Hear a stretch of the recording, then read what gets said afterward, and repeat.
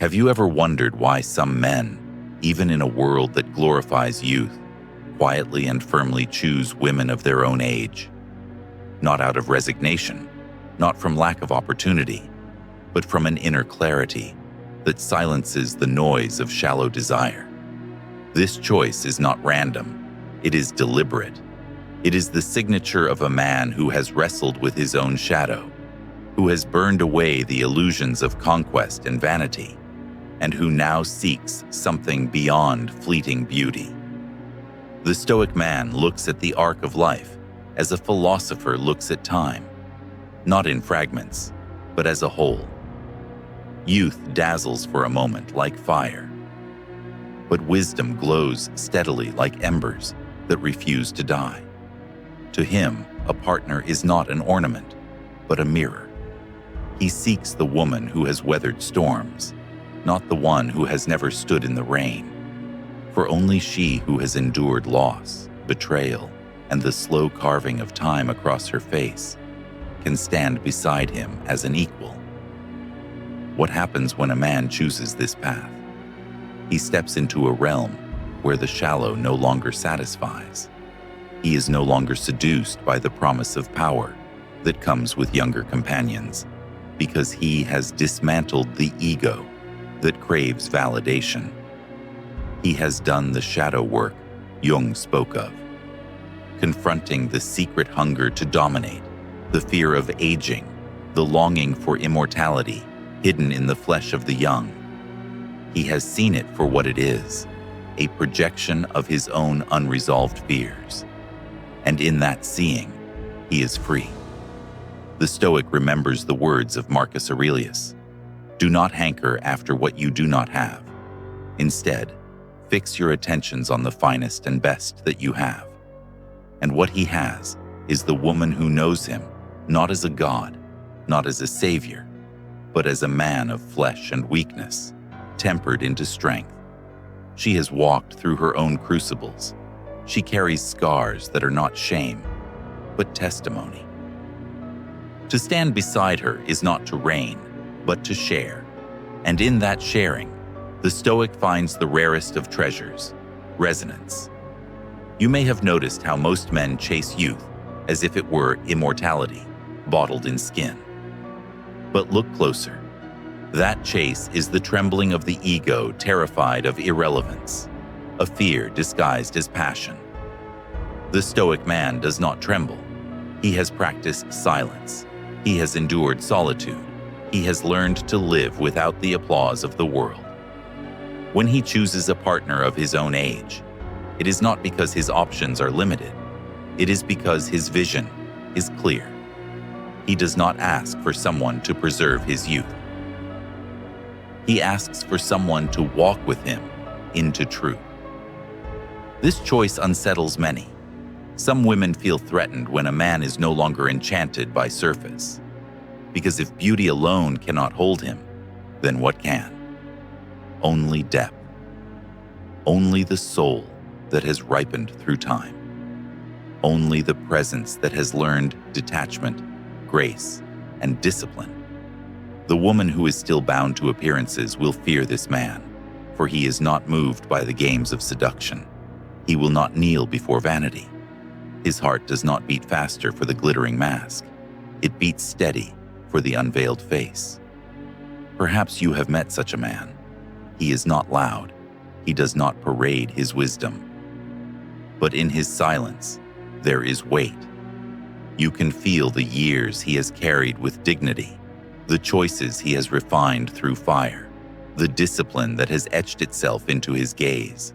He does not speak of loyalty. He embodies it. He does not boast of strength. His stillness reveals it. And when he turns toward a woman who shares his years, the world may wonder, but he does not explain. He does not need to. The choice itself is explanation enough. And for you, listening now, ask yourself, when the veil of youth falls away, what remains? Will you have cultivated a soul worth choosing?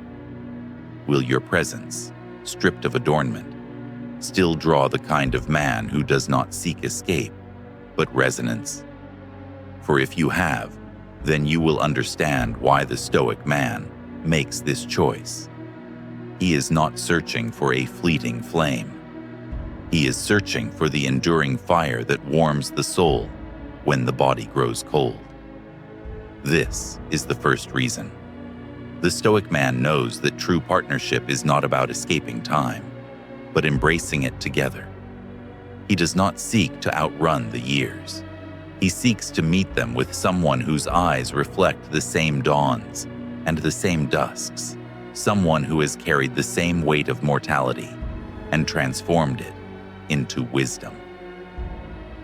For only then is love not a distraction from life, but an instrument of it.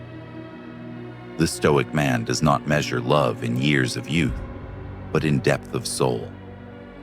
When he looks across the table and sees a woman whose eyes hold the same shadows, whose silence echoes with the same storms endured, he recognizes something unshakable.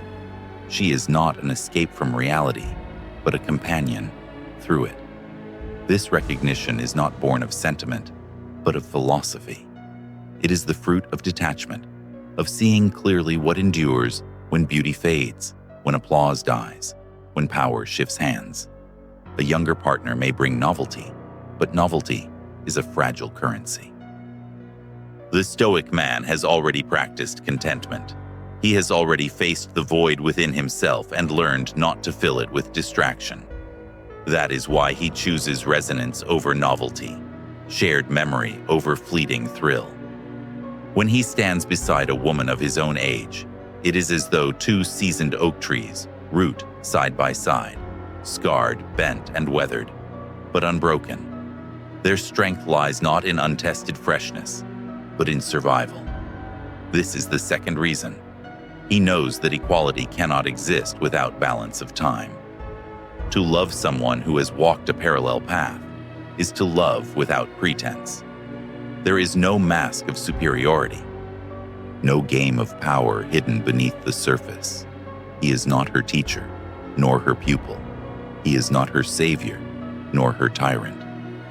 They stand eye to eye, both humbled by the same passage of years, both softened and sharpened by the same currents of life. And in this equality, a rare kind of intimacy flourishes, one that is free of the distortions of hierarchy. From a Jungian view, this is the marriage of anima and animus, the meeting of male and female unconscious forces on a ground of equal maturity. The Stoic man, having faced his own shadow, no longer projects it onto a younger partner, demanding she heal what he has refused to face.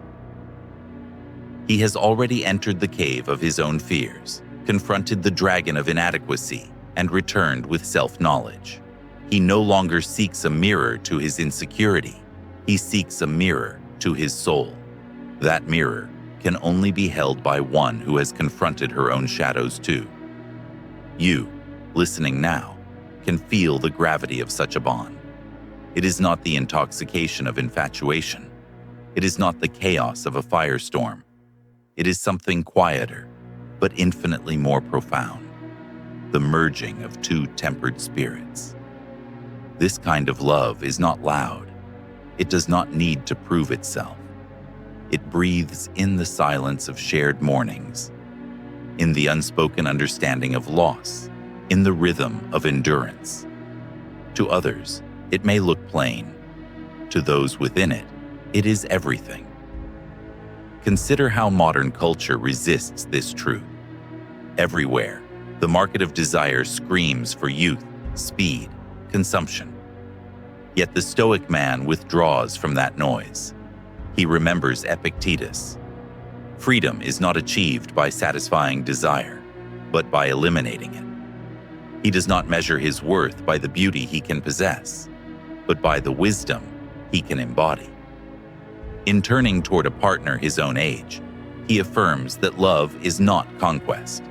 It is companionship. It is discipline. It is truth, made flesh. And so, his choice becomes almost subversive in a world addicted to shallow desire. He does not flaunt it. He does not announce it. but his stillness reveals what others cannot see.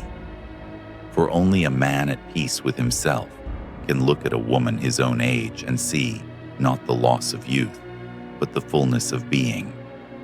Only a man who has broken free of external validation can value a partner, not for what she appears to be, but for who she has become. And what of the woman? She is not lesser, she is not diminished. She stands with the same quiet authority. She does not cling, for she has also practiced letting go. She does not beg, for she has already endured solitude. She does not need to prove her worth, because her worth has already been forged in the fire of time. In her presence, the Stoic man finds reflection, not distraction. In her silence, he finds resonance, not emptiness. This is the paradox that few dare to see. The love of equals is stronger than the love of imbalance. It lacks the drama, yes, but it also lacks the instability. And in that stability, a fire glows that outlasts the storm. The Stoic man knows this, and so his choice is not a concession, but a triumph. The Stoic man does not confuse passion with possession. He understands that true intimacy is not born from the hunger to consume another, but from the courage to be fully seen. And who can truly see him, if not the woman who has lived the same seasons? She has witnessed the same cultural tides, breathed the same decades of air, endured the same shifts of world and body. In her, he finds not novelty, but recognition. Recognition is deeper than attraction. It is the soul's way of whispering, "I know you. I have walked beside you, even when you thought you were alone." This recognition is why he does not seek to control her. A younger woman might be easier to mold, more willing to orbit his authority. But molding is the work of tyrants, not philosophers. The Stoic man does not crave a shadow that bends to his shape. He desires a flame that burns on its own. A woman his own age is such a flame, already defined, already tempered, already sovereign. To stand with her is to acknowledge her sovereignty, and only a man confident in his own can endure that. Thus emerges the third reason. He is no longer entangled in the ego's thirst for dominance. He has killed that hunger in the quiet hours of solitude, in the battles with his own restless mind. He does not require a partner to reflect his superiority. He requires a partner to reflect his humanity. To share a life with an equal is to strip away the mask of power and meet one another in naked truth. Few men can bear such rawness. The Stoic man not only bears it, he seeks it. In Jungian terms, this is the rejection of projection. The man who clings to youth often seeks to hide his own fear of aging by binding himself to someone untouched by time. But the Stoic man has faced that fear. He does not deny the mirror of his mortality. He does not flee from it. Instead, he turns toward the one who shares it. And in that shared gaze, he discovers strength, not weakness. What others see as loss, he experiences as liberation, the liberation from illusion. Pause for a moment and ask yourself, is it not more terrifying to be seen by someone who knows the weight of time? Someone who cannot be dazzled by charm, cannot be deceived by the temporary, cannot be manipulated by superficial power. This is why so few men can love equals. It requires a nakedness of being. Yet this nakedness is precisely what makes the bond unbreakable. In modern terms, psychology names this stage individuation. It is the moment when a man no longer defines himself through roles, through conquests, through trophies, but through essence. He is no longer split between persona and shadow. He is whole, and because he is whole, he desires not possession, but resonance. When he finds it, it feels less like falling in love and more like returning home. This is why the Stoic man sits comfortably beside a partner his own age. There is no masquerade here, no frantic play to maintain relevance, no desperate performance of virility. There is only presence. The silence between them is not empty, it is alive. Their conversations do not circle around proving themselves to one another. They dive into the marrow of life. Even their disagreements carry depth, for they are not contests of ego, but expressions of truth. Think of it this way. If love is a fire, then most pursue the spark, the brief explosion, the flash of heat. The Stoic man has lived long enough to know that the spark is not enough. He does not need the blaze that consumes. He needs the ember that endures. And only with a partner who carries the same years can that ember glow with steady warmth. For those who misunderstand, his choice looks small, even unremarkable. But look closer. In that choice lies freedom from illusion, freedom from power games, freedom from the chains of ego. In that choice lies the quiet revolution of a man who has transcended the market of desire. And in that quiet revolution, love ceases to be a game and becomes what it was meant to be all along: a discipline, a mirror, a path to truth. The Stoic man recognizes that love, in its purest form, is less about intensity and more about endurance.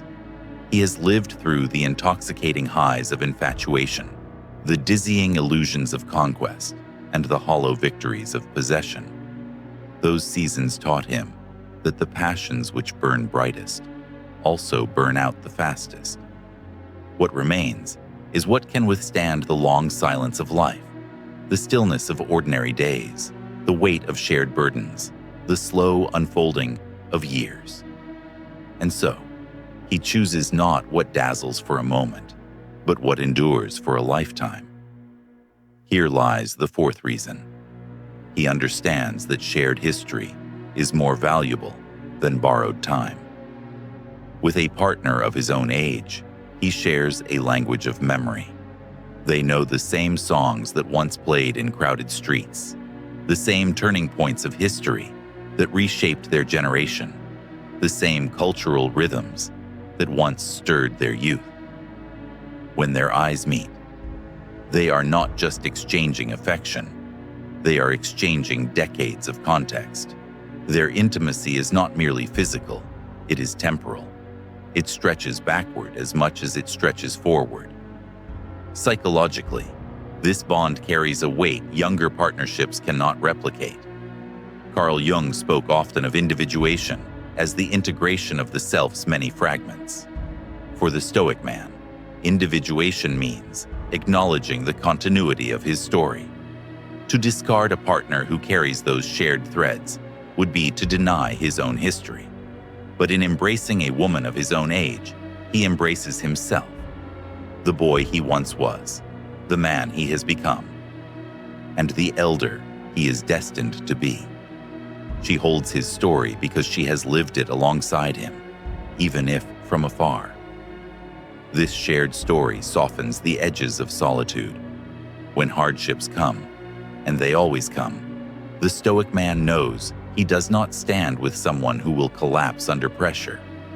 He stands with someone whose skin has already been toughened, whose spirit has already been tested. Together, they form not two fragile figures clinging to youth, but two seasoned warriors standing shoulder to shoulder. In such a bond, hardship is not a threat. It is a teacher they endure together. Perhaps you have seen couples like this. At first glance, they may seem ordinary. They are not ostentatious. They are not loud. But if you look closer, you will notice a certain calm radiating between them. They do not grasp for each other with desperation. They hold each other with quiet certainty. They are not afraid of silence. They inhabit it with ease. Their laughter is not forced. It comes from the deep well of shared knowing. This is not romance for the stage. It is intimacy for the soul. The Stoic philosophers often taught that happiness comes not from chasing pleasure, but from aligning with nature, with reality, with truth. What could be more natural than choosing a companion whose life has unfolded under the same sun, whose hands carry the same years, whose presence reflects the same mortality? This choice strips away illusion and replaces it with presence. The Stoic man does not resist aging. He dignifies it. He does not deny time. He embraces it. And in embracing it, he finds a love unshaken by the winds of change. For you, hearing this, there is a challenge hidden within.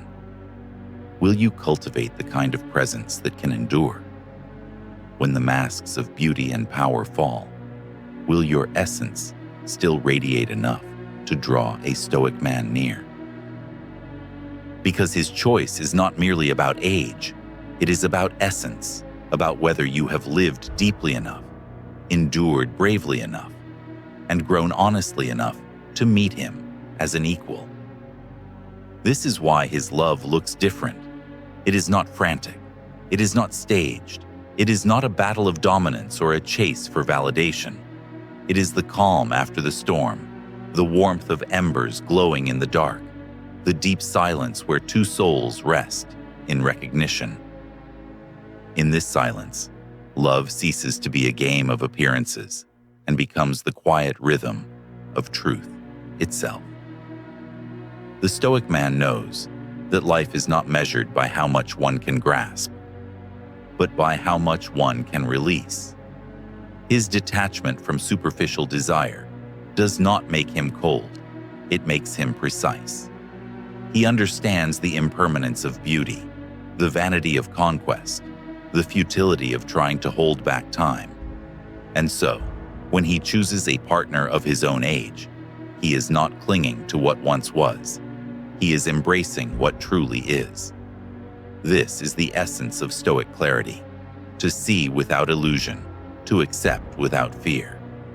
Here rests the fifth reason. He chooses maturity because he no longer confuses validation with love. Many men pursue younger women, not because they love them, but because they crave what their presence signals to the world: youth, virility, dominance. But the Stoic man has trained himself to be indifferent to the applause of others. He does not live for external approval. He lives for inner harmony. And in that harmony, he sees that a love rooted in equality and shared mortality is far richer than one rooted in performance. This is not to say the Stoic man is untouched by desire. He is flesh, after all, but his desire is refined, not enslaved. Seneca wrote that it is not the man who has little who is poor, but the one who craves endlessly. The Stoic man has starved his cravings of power and novelty until only the essential remains: the longing for truth, for resonance, for companionship that mirrors his own soul's depth. This longing cannot be satisfied by youth, because youth alone does not know the language of endurance. Imagine two rivers meeting. One is wild and untamed, rushing with noise but without direction. The other is seasoned, steady, powerful, not by speed, but by depth. The Stoic man seeks the second river. He knows that only when two depths meet can they carve a channel that endures through mountains. He does not want to burn for a night. He wants to endure for a lifetime. That endurance is only possible with someone who has lived long enough to understand its value. And you, hearing this, may feel a stirring. Because deep within, you too know the truth. What is fleeting cannot fulfill you.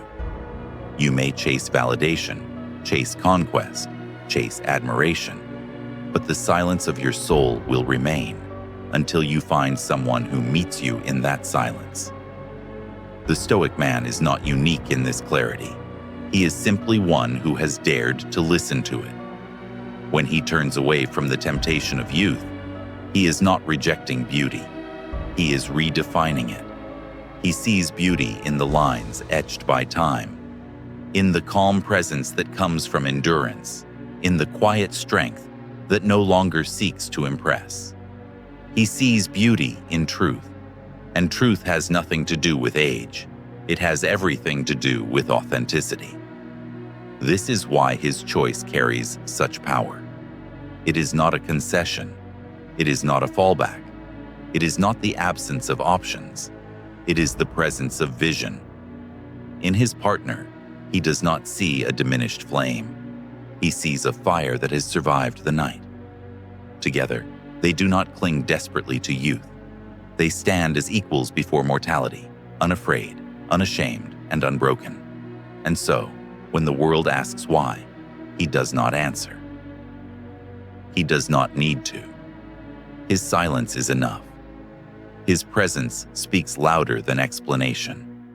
His partner, standing beside him, reflects the truth that beauty is not in the passing of years, but in the depth of soul.